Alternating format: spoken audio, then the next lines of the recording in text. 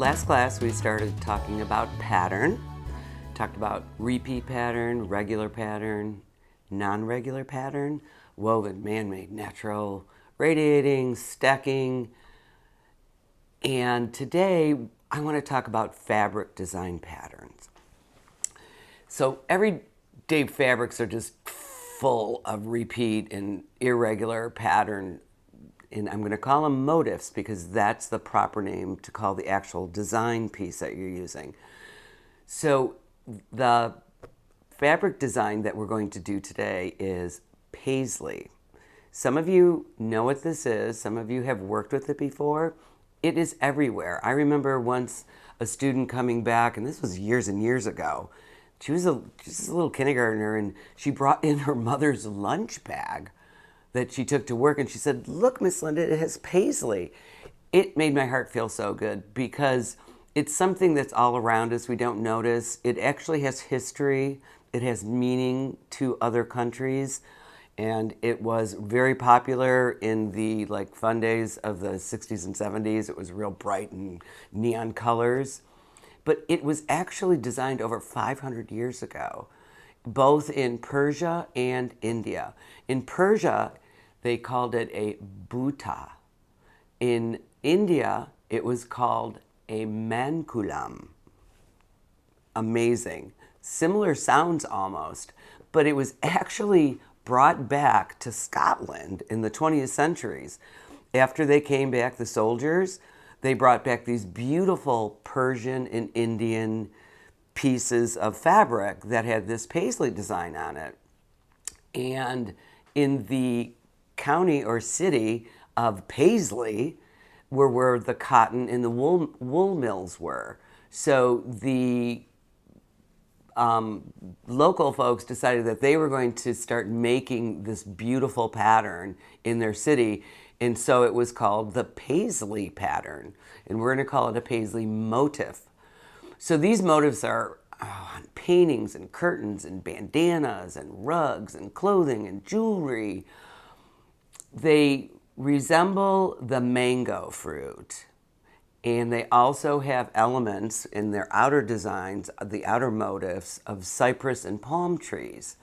And when women started doing quilting with this pattern, they called it a Persian pickle, which is amazing because it's silly and fun. And once you see the actual Paisley design, you'll see it's got a little picklish shape to it. Now, the examples that I'm going to be showing you are very ornate, which means there's a lot of detail on them. It took Miss Linda hours to do these. So when you're doing yours, please take your time and do the best you can. The next time you do it and you want to make it more ornate, a little more fancy, so to speak, then you can do that. Experiment and practice. And like I always say, pause me if you need to, go back and look at something again, and find your path. We're gonna go start our pattern making.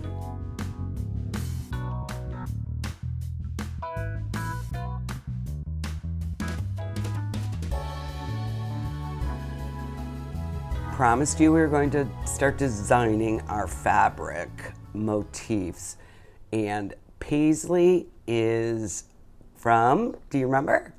Yes, the mango. If you look at this mango, you can see that Paisley shape. It's rounded, it doesn't go up as high, but that's when you are designing things, you create that. Here's another one, different size, similar shape. And when I was looking at these on my countertop, my eyes went over to the vegetable part and I saw this. This is sweet potato, but this actually has a total Paisley shape. And hopefully through these art lessons, your eyes are going to start seeing things that you didn't see before as well, and you're going to pick up on them. So fabric, we all know what a bandana is.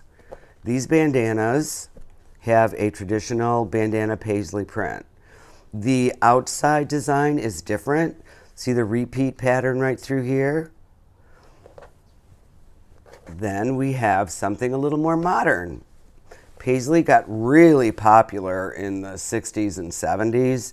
They were a little more playful, definitely more Americanized, and the colors are bright. I've seen some that were all neon. Then I have a traditional pattern.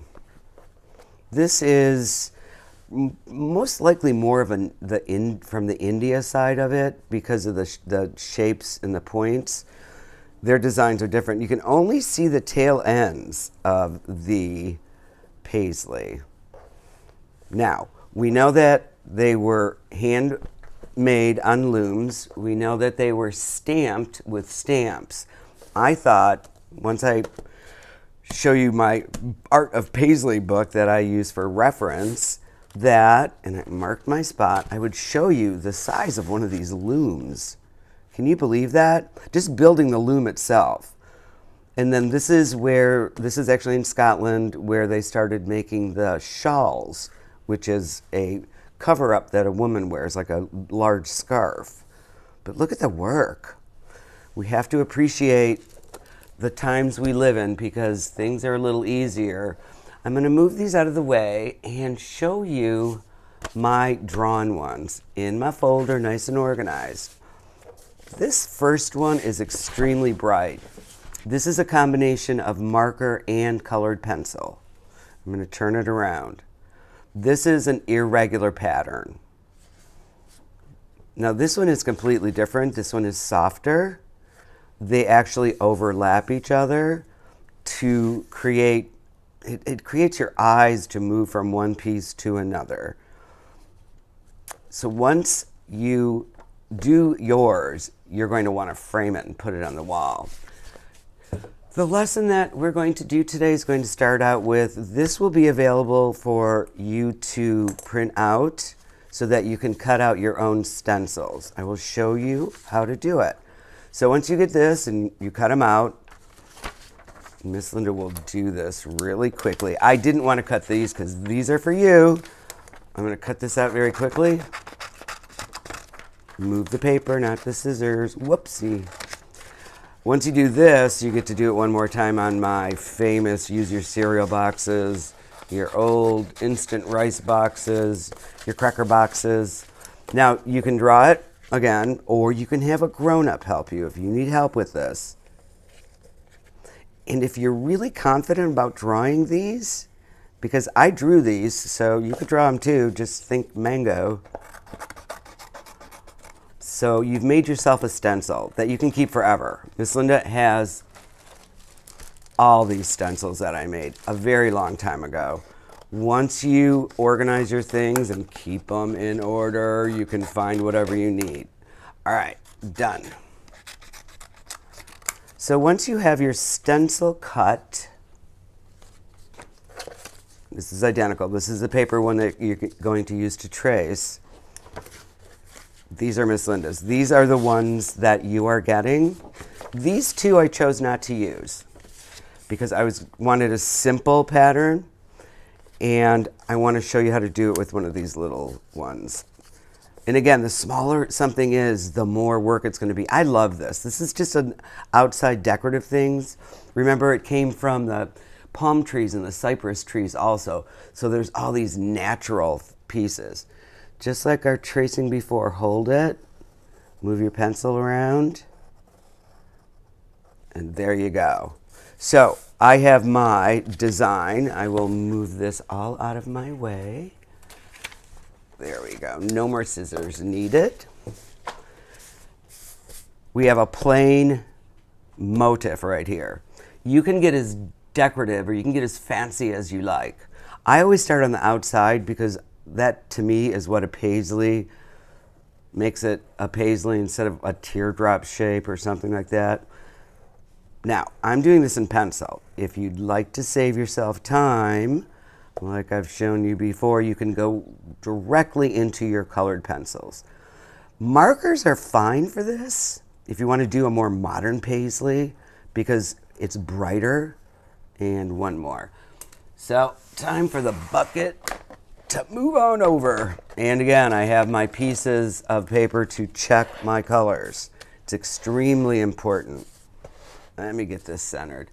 Let's start out with a purplish blue. This is probably just going to be blue. Yes, I'm thinking blue and purple. See how those two blues are different? All right, let's start with purple. I've shown you how to use the bumper and to do large areas. Now these are going to be smaller, tighter areas. You're going to use a circular motion with your pencils. And again, I always put my finger there. And see how simple that is when you're going in a circle? Always, if you press harder or go over a second time, you're going to get a different tone and shade of your colors. Lighter or darker. You go all the way around.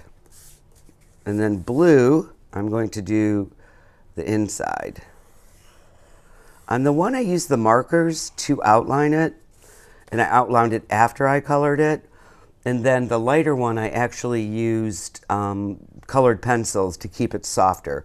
It depends on how much what you'd like to do.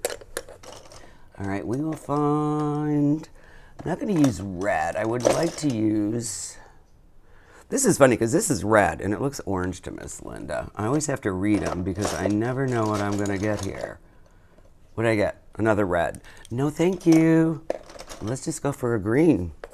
Now, I need to sharpen this. Remember, colored pencils, just 2 or 3 twists. Don't use an electric pencil sharpener. It will eat it all up. So, light blue and dark blue. I'm designing mine right with this, with the colors. I see a really cool color over there. Let's test it out. Yes, ma'am, that looks good. All right, I'm going to fill this in and leave some of the negative space, some of the white space. Circular motions. This one's really a nice pencil. Now I'm going to put this, outline this, just to keep, not necessarily the pattern. Color will also create a pattern. What next? Yellow. I'll keep mine over here so that I don't grab the same color out. So I'm going to do all the outside in yellow. And again, when it's big areas, you're going to swoop up and down. Go slowly. Every time I color, you're going to see me speed color because I don't want you all to get too anxious to start your own project. But you know, you can always pause me at any time and go back and see where we were. Now I'd like it a little darker, so I'm going to go over it again. And I'm going in circles down here because it's a smaller area. All right. I always want to call it a Persian pickle, even though we're not doing quilting. I just think that's just hilarious. If you look at a pickle, though, it has somewhat that curved design also. It's just rounded on each side. It's a little more like this one here. So this one started. Now my red needs to be sharpened as well. 1, 2, 3, 4, 5. See how good of a tip you get? Now, these colors don't really go well with blue. Green does. So I'm just going to start over here. I'm going to outline this one in red. And I think I'm going to do, I like this blue. 1, 2. Rounded lines create round, three-dimensional looking objects. All right, little decoration there. The fancier you get, the easier it's going to be for you to put in colors. The details will lead you. Do I finally have a, I think I have a red again. Oh, nope, there we go. So now I can go in here. This is an orange red. It's called vermilion. It's a very interesting color. I'm not going to color all of these. You will have examples to look at. Let's go around here. Remember, like a windshield wiper, back and forth, back and forth. All right. And it's all right if I go out a little bit, because what I'm going to do now is I'm going to show you what you can do with your black. Once you get your designs done, when you outline something, it's like, boom, you just call attention to it. Whether it's a black or a red, it's going to change the entire look. all of a sudden all these shapes will pop up or come alive. Now when you're doing this one, take your time. I always go towards myself. That way my eyes are going first and then my hands follow afterwards. Turn your paper as often as you need.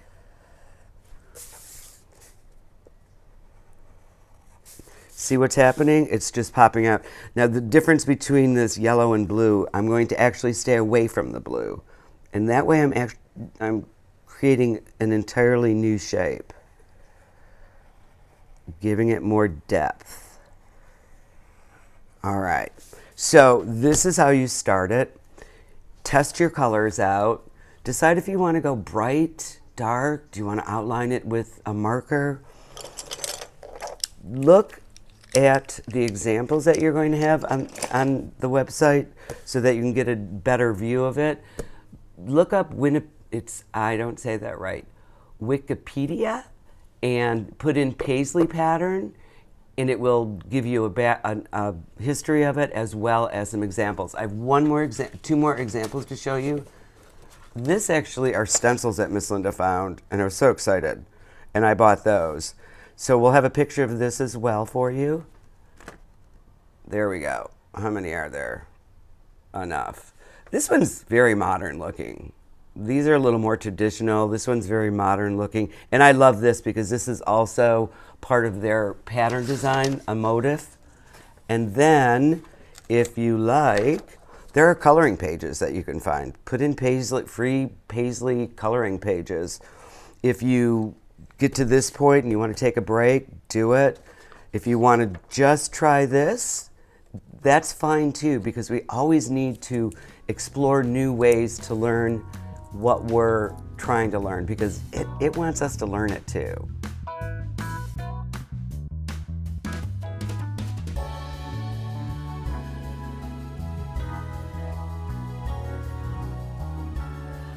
Our art project is finished.